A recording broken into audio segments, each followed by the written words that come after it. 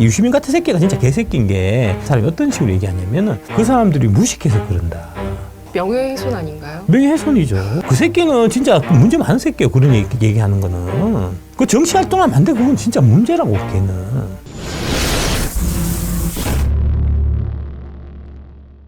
윤석열 대통령의 국정 기조가 이권 카르텔을 혁파하는 데 있는 겁니다. 이권 카르텔이 다른 말로 하면 반칙과 특권이에요. 노무현 대통령의 반칙과 특권, 이게 말을 조금 바꾼 게 이권 카르텔이라고요. 같은 맥락입니다, 결국은. 이권과 이념에 기반한 패거리 카르텔을 타파하겠다. 반칙과 특권을 혁파해서 원칙과 상식이 살아있는 나라를 만들겠다는 그 얘기 아닙니까? 근데 그동안은 저 새끼가 말만 저렇게 하고 이제 안 지키면 어떡하지? 이런 의구심을 사람들이 많이 갖고 있었던 거죠. 저도 사실은 좀 그런 의구심을 좀 갖고 있었는데 요번에 의료 파업 대책안 보니까 그게 아니다. 이 사람이 진짜 이렇게 하는구나. 네. 그래서 내가 팍팍 밀어드리려고 합니다. 의료 파업 해갖고 이제 의색 카르텔들 때려잡으면 이걸로 이제 해서 지지율 막 올라가서 재미 보면 그 다음에 여의도 공무원도 특권 카르텔 때려잡겠죠. 재미 봤으니까 계속 재미 더 보려고 그런 식으로 우리가 몰고 가야 될 거 아닙니까? 정부는 출범한 이후 일관되게 이권 카르텔, 정부 보조금 부정사용, 특정 산업의 독과점폐 등 부정과 불법을 혁파했다. 올해도 국민의 자유를 확대하고 후생을 증진한 아울러 공정한 사회를 만들기 위한 노력을 멈추지 않을 것이다. 진정성 있는 것 같아요. 제가 느끼기에는. 여러분들 뭐 그렇게 안 느끼시겠지만 안 느끼는 분들도 많으시겠지만 나는 그렇게 느낀다고. 나는 그렇게 느끼기 때문에 일단 나중에 뒤통수 맞는 한이 있더라도 속을 때 속더라도 한번 믿고 저는 열심히 윤석열 대통령 만세 하도록 하겠습니다. 근데 그 정신도 필요한 것 같아요. 그럼요. 예. 믿어놓고 네. 그다음에 나중에 사기치면은 왜 사기치냐 하고 데모라도 하지. 이권 카르텔 혁파는 이제 윤 대통령의 국정 기조라는 거고요. 이제 윤 대통령이 작년 6월 29일 날 비서관들 중에서 차관을 내정해서 각 부서에 내려보내면서 이때 이권 카르텔과 맞서 싸워달라라고 이제 말씀하셨고, 정당한 보상으로 얻어지는 권리와 지위가 아닌 끼리끼리 카르텔을 구축해서 획득한 이권은 국민을 야탈하는 것이다. 이를 깨는 것이 우리 정부의 국정 운영 방향이자 국민께 드릴 수 있는 것. 여기에 해당하는 끼리끼리 카르텔을 구축해서 이권 획득한 게 화물연대가 있었고요. 그 다음에 이제 건설노조, 그 다음에 사교육 카르텔, 그 다음에 지금 의사들을 때리고 있는 거고요. 그 다음 차례가 공매도 특권 카르텔이면 좋을 거 아닙니까? 설령 그렇게 생각 안 한다고 하시더라도 그쪽으로 가게끔 우리가 밀어줘야 될 거 아닙니까? 카르텔 혁파가 사실 진짜 쉽지 않은 문제인데. 쉽지 않은 문제예요. 쉽지 않은 문제. 근데 이거를 나서고 이렇게 발언하는 것과 과거의 이력을 봤을 때 충분히 할 수 있는 자질과 역할을 갖추고 있다라고 판단을 하시는 거죠. 그렇게 보고 있습니다. 네. 그렇게 보고 있습니다. 제 눈에는 그렇게 보입니다. 네. 속을 때 속더라도 한번 같이 한번 가볼 생각입니다. 그래서 이런 카르텔을 제대로 보지 않고 외면하면서 국민을 위한 정책을 내봐야 다 허무맹랑한 소리밖에 안 된다. 부당하고 불법적인 카르텔을 깨고 공정하고 상식에 맞는 제도를 만들어 나가는 것이 우리 정부가 해야 된다. 그러니까 원칙과 상식에 원칙 대신에 공정 넣은 거예요. 사실 같은 거잖아요. 이게 이제 레토릭으로 그치면 사실은 윤석열 대통령하고 노무현 대통령하고 결이 같다는 얘기가 안 맞는데, 이게 레토릭으로 그치지 않고 실제로 이거를 실천하면 그러면은 노무현 대통령하고 결이 같은 거잖아요. 그래서 내가 결이 같다라고 얘기하는 겁니다. 검찰 카르텔이 제일 문제다라고 글 남겨주셨는데요. 검찰 카르텔 아니고요. 그 법조 카르텔이라고 해야 됩니다. 사실은 대한민국 카르텔 중에서 제일 꼭지에 있는 집단이 뭐냐 하면은 김앤장이에요. 아, 법조 카르텔이 그쪽인가요? 예. 김앤장이 사실은 제일 핵심이에요. 제일 보스 중에서 이제 최고 보스급이에요. 김앤장 카르텔, 그러니까 법조 카르텔은 현 정부에서는 못 건드릴 겁니다. 거기에 몸을 담고 있기 때문이기도 하고, 그만큼의 힘이 안 돼요. 법조 카르텔은. 훨씬 더 무섭습니다. 카르텔의 힘의 크기라고 봤을 때 중국 카르텔보다 더. 법조 카르텔이 훨씬 힘이 셉니다. 이 사람들은 실제로 유무죄를 바꾸는 사람들이니까요. 법조 카르텔이 최상위에 있는 카르텔이라고 볼 수 있고요. 언급하지 마세요. 무서워요. 나도 얘기하면서 무슨 내 얘기 안 하는데 자꾸 얘기하면 안 돼. 조심해야 돼, 진짜. 법조 카르텔이 이제 제일 위에 있는 카르텔이고요. 그 다음에 여의도 금융 카르텔입니다. 그 밑에가 지금 의사 카르텔이고요. 그 밑에가 사교육 카르텔이나 화물연대 카르텔이나 이런 애들은 조금 상대적으로 좀 다루기 쉬운 애들이고, 수많은 카르텔을 한 번에 다 못 때려잡아요. 그렇죠. 네. 한 놈씩 조져야지. 만만한 놈부터 조지고, 그 다음에 거기서 이제 만만한 놈 조져갖고 만세 잘한다 이러면은 그 동료 얻어서 그 다음에 이제 다음 단계 넘어가서 또 한 놈 조지고, 차근차근 조질 생각을 해야죠. 처음부터 법조 카르텔 못 조진다고 그러면은 의회하고 다 결합해갖고 정부 무너져요. 진짜. 진짜 우리 국민이 최고 권력이 되기 위해서는 잊어서는 안 되겠습니다. 알고만 계시고 함부로 얘기하지 마십시오. 그 위험합니다. 걔들은 진짜. 부패한 이권 카르텔은 늘 겉은 그럴듯하게 포장되어 있다. 이를 외면하거나 손잡는 공직자들은 가차없이 엄단해야 된다. 공직자들이 맞서기를 두려워한다고 하지만 이 카르텔을 기득권을 깨는 책임감을 갖고 국민을 위해 국익을 위해 일하는 공직자는 높이 평가하고 발탁해줘야 한다고 당부하셨다는 거고요. 이때 이제 요게 이제 그 화물연대 파업할 당시에 그때에 결코 물러서지 않겠다 하는 이제 얘기를 하면서 그때 레이건 얘기를 하셨어요. 이제 22년 12월 달입니다. 윤석열 대통령이 국정수행 지지율이 가장 높은 수준까지 올라와 있다라고 얘기하는데, 근데 이제 이 이전에 가장 높은 수치가 언제였냐면 화물연대 때려잡을 때, 이때가 제일 높았던 때거든요. 이 이후로 쭉 떨어졌어요. 김건희 여사하고 해외 다니다가 이제 김건희 여사가 명품 관에 뭐 들어가고 하고 그런 거 탄론하고 해서 지지율이 떨어지기 시작했고요.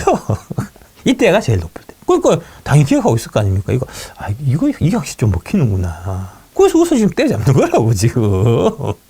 레이건 전 대통령 취임 당시에 항공 강제사 파업 사건과 이번 화물연대 집단 운송 거부를 완전히 같은 송상에 넣기는 어렵지만 공공성이 높은 분야이고 국민의 편의와 연결된다는 점에서 비슷한 측면이 있다. 레이건 전 대통령 스스로가 노조 출신으로 파업됐던 사람이었지만 공공성과 국민의 안녕을 최우선으로 두고 결단을 내린 거다.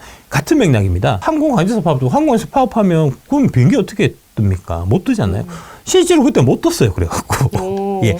운행 편수 자체가 30% 줄었습니다. 1년 동안. 네. 그런데 참아라. 국민들이 이거 참아야 된다. 했는데 국민들이 참을게 해서 참았다는 겁니다. 참고 1년 동안 계속 개긴 애들하고 대치해서 결국은 걔들 다 때려잡고 그 이후에 레이건 대통령의 지지율이 폭발해서 그 다음에 이제 지금의 위대한 미국을 그때 만든 거예요. 밀턴 프리드만의 선택할 자유 그 책을 이제 실제로 국정 운영의 철학으로 삼았던 사람이 레이건이에요. 오. 예. 그런 내용 다 알죠. 윤석열 대통령이. 네. 근데 뭐 선택할 자유 책도 하면 아니고 무식쟁이다. 이런 얘기를 하니까 내가 당신들 고발하는 거 아니냐고 내가. 30% 후반대까지 오른 것은 5개월 만이다. 이때 똑같은 현상이 있었습니다. 예. 그러니까 대통령도 할 거 아닙니까? 의사 때려잡으면 카르텔 때리면 올라가는구나. 다음에 저 공매도 카르텔 저 새끼도 한번 때려잡아야 되겠다. 준비하고 있을 수 있어요. 주 수요일 날 제가 이제 금감원장 앞에서 이제 토론하잖아요. 그날을 많이 기다리시는 것 같아요.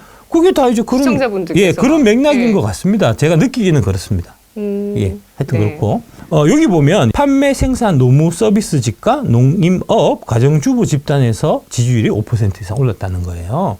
이거를 좀 보셔야 되는데 이게 이제 지금 특히 유시민 같은 새끼가 진짜 개새끼인 게 이런 분들 사회의 좀 약자들 자영업자 같은 분들이 국민의힘을 지지하는 것에 대해 갖고 유시민 사람이 어떤 식으로 얘기하냐면은 그 사람들이 무식해서 그런다. 무식해서 자기 이익을 모르기 때문에 가지지 않는 자의 편에 서 있는 민주당을 찍지 않고 국민의힘을 찍는다. 이런 식으로 얘기한다고요. 명예훼손 아닌가요? 명예훼손이죠. 명예훼손이죠. 그 새끼는 진짜 문제 많은 새끼예요. 그런 얘기하는 거는. 그 정치활동하면 안 돼. 그건 진짜 문제라고 걔는. 그게 왜 그러냐 하면 민주당이 노동자의 편인 것처럼 얘기하지만 사실은 노동자의 편이 아니고 노조의 편입니다. 노조는 노조에 가입되어 있지 않는 노동자들의 적이에요. 아니 민주주의는 국민을 진짜 뭐 하늘처럼 섬겨야 되고 국민의 판단을 믿어야 되는데 그딴 식으로 얘기하면 그 민주주의 하지 말자는 얘기가 마찬가지 아닙니까? 그럼 무식한 애들한테 투표할 권리를 왜 줍니까? 아예 주지 말지. 그런 얘기랑 똑같은 거예요. 유시민 하는 얘기는. 그 새끼는 진짜 상식이 없는 새끼야 진짜. 그래서 이런 일들이 있을 때마다 이 노동시장의 이중 구조에서 그 하층 구조에 있던 사람들의 지지율이 특히 올라가는 그런 현상들이 생깁니다. 지금 노조 조직률이 12%예요. 12%. 88%는 다 노조에 가입 안 돼 있다고요. 노조에 가입되어 있는 12%가 노동시장에서 갑의 위치에 있는 노동자들의 적이고요. 88%의 노조에 가입되어 있지 않는 그 사람들이 착취당하고 있는 그게 바로 노동시장 이중구조라고요. 그 노동시장 이중구조를 개선하겠다는 얘기를 지금 윤석열 대통령이 하니까 그러니까 그 사람들이 국민의힘을 더 많이 지지하는 겁니다. 뭘 좀 알고 얘기해요. 내가 노가다는 안 해봤지만 편의점 야간 알바 내가 1년 반을 해봤다고. 내가 최저임금 받아봤다고. 내가 최저임금 대상자였다고. 그래서 이런 것들을 다 깨야 된다는 겁니다. 이런 기득권 카르텔을. 노조도 기득권 카르텔이에요. 현대차 기종노조는 대표적인 카르텔입니다. 그게 이권 카르텔입니다. 깨부셔야 됩니다. 기득권이 아니라 피해를 보는 약자이자 국민을 지켜야 한다는 생각에는 변함이 없다. 이게 이런 문제점들을 대통령이 잘 인식하고 있는 거예요. 노동시장 이중구조. 이런 거를 지금 문제가 뭐냐면 대통령만 알아. 국민의힘 국회의원들은 몰라. 그 새끼들은 공부 안 하고 그래갖고. 아니, 진짜 지난 박근혜 정부 때 찐박 간별사 이래가지고 이제 찐박 위주로 그 추천했잖아요. 국회의원 시키다 보니까 얘네들이 수준이 개판이야. 특히 이게 이제 텃밭에 있는 국회의원들보다는 수도권에 있는 국회의원들이 지적 수준이 여러 가지가 높거든요. 이건 경쟁해야 되니까. 근데 텃밭에 있는 거 꽂아놓으면 되니까. 텃밭에 있는 애들은 공부할 필요도 없고 하니까 애들이 수준이 떨어지는데 지금 국민의힘 국회의원 중에서 한 7, 80%가 다 저기 경상도 쪽에만 있어요. 그러니까 애들이 공부를 안 해 수준도 떨어지고 그러니까 토론하러 나오려고 하면 안 나온대잖아. 그래서 섭외가 어렵다는 거 아닙니까? 지금 그 얘기하는 거 아닙니까? MBC에서 100번 토론할 때 저기 경상도에 있는 김기현 저기 와갖고 토론하세요 하면 나 무서워서 못 간다는 거 아닙니까? 지금 나를 부르라고 내가 대신 하겠다고 그러니까. 의사 불법 집단 행동은 법과 원칙 따라서 엄중히 대응하겠다. 의사들의 집단 행동은 스스로 책무를 져버리는 일이며 자유주의와 법치주의의 근간을 흔드는 것이다. 국가가 의사에게 면허를 부여하고 법에 따라 엄격하게 관리하는 것은 국민의 생명과 건강을 보호하기 위한 일이고 그렇기에 의사의 자유와 권리에는 책임이 따르는 것이다. 이 얘기가 그 선택할 자유에 그대로 있어요. 의사들이 소득을 받는 이유가 바로 이 면허 때문이거든요. 네. 의사 아닌 사람이 의료행위를 하면 불법이잖아요. 잡아가두잖아요. 그 특허권 때문에 의사들이 되게 높은 연봉을 받는 거거든요. 그거에 대한 지적이 선택할 자유에 있어요. 밀턴 프리드만 선택할 자유에서 어떻게 얘기했냐면 그 특허권 없애라 그래요. 의사 면허 주지 말고 의사 하고 싶은 사람은 다 의사해라. 예, 그렇게 돼 있어요. 아주 파격적인데요? 파격적이죠. 예. 근데 그게 사실은 그게 그렇게 파격적이지 않은 게. 근데 좀 믿을 수 없지 않을까요? 그러니까 소비자들이 꼼꼼하게 따져보고 선택한다는 겁니다. 예. 확실한 거. 예. 근데 의사 면허를 받아갖고 의사지만. 그런 또 반전이 있네요. 그럼에도 불구하고 돌팔이 의사도 많잖아요. 비일비재하잖아요, 사실 솔직히. 의사 면허만 있고 실력은 개뿔도 없는 애들도 많잖아, 사실. 아직은 못 만나봤어요. 다행히도.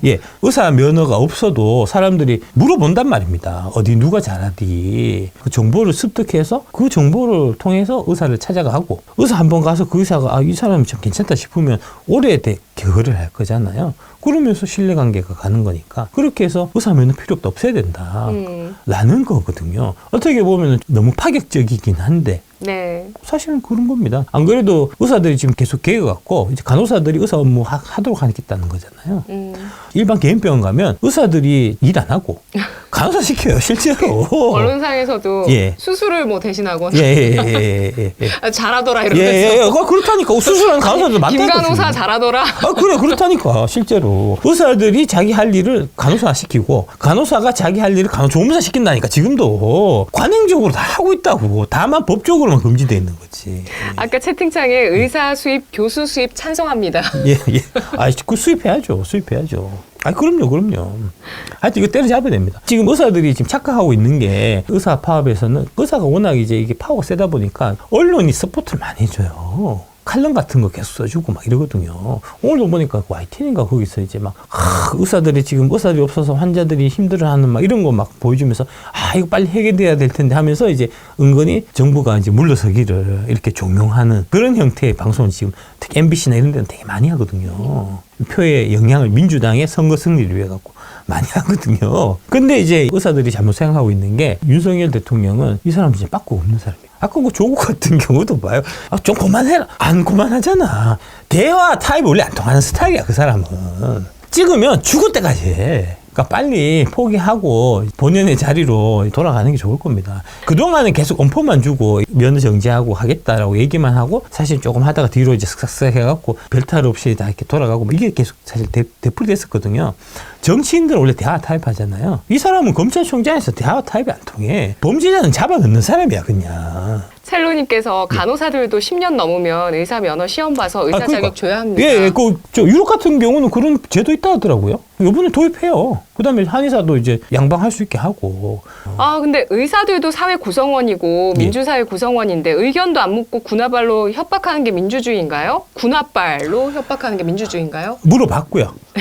그 1년 전에 다 물어봤고요. 아니, 뭐, 회사에서 이제 그 일이 많이 늘어갔고, 매출이 많이 늘어갔고, 직원 뽑을 때 있는 직원들한테 물어보고 뽑습니까? 안 물어보고 그냥 뽑습니까? 똑같은 거 아닙니까? 정원을 결정하는 거는 공적인 이제 정부에서 의료 서비스 관련해서 이제 수요나 이런 것들을 예측해서 정부에서 나름 결정하는 거지. 의사들이 왈가왈부할 수 있는 상황이 아니에요. 기본적으로. 다 그런 거잖아요.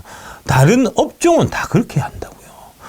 공인중개사 수요가 많이 필요할 것 같으니까 2년에 한 번 칠 거 1년에 한 번 치자 하면 그대로 가잖아요. 의사만 지금 자꾸 협상해야 되고 의사 얘기를 듣는 게 민주주의고 뭐 이런 얘기 하는 거 아닙니까? 아니 그러면 지금 그 공인중개사 늘어나고 회사에서 직원 더 뽑고 하는 거는 그건 다 뭐 독재냐고. 그런 얘기잖아요. 말 같지도 않을 좀. 그러니까 좀 의사들이 돈 뿌려갖고 하는 그런 언론 프로에 대해 좀 놀아나면 안 된다고, 당신들이. 저런 사람들한테 내가 하고 싶은 얘기가, 아니, 왜 부자들을 네가 걱정해주냐고. 평균 연봉 4억이나 되는 부자인 의사들 네가 왜 걱정해주냐고. 20년 동안 공급 막아왔는데 제가 봤더니 27년이라고 나와 있던데. 예. 의대 정원은 27년 동안 동결되어 있었다. 그러니까요. 상속세 얘기하면 지금 민주당 쪽에서 하는 얘기가 왜 부자들 걱정해주냐. 서민의 부자 걱정해주냐 하는 거잖아요. 이게 더한 거지. 이게 더한 거지. 의사들 걱정해야 돼. 니들이 더한 거지, 지금. 야, 걔들 평균 연봉 4억이라고, 4억. 그것도 신고한 게 4억이지. 신고 안 하고 뒤로 빼돌린 거 하면 10억 넘는다고. 저기 제약회사에서 의사들 리베이트 얼마나 많이 준다고. 그런 거는 다 신고하는 소득에 다 포함 안 되잖아요. 잘하지도 못하면서 부자들 걱정해주고 그래, 진짜.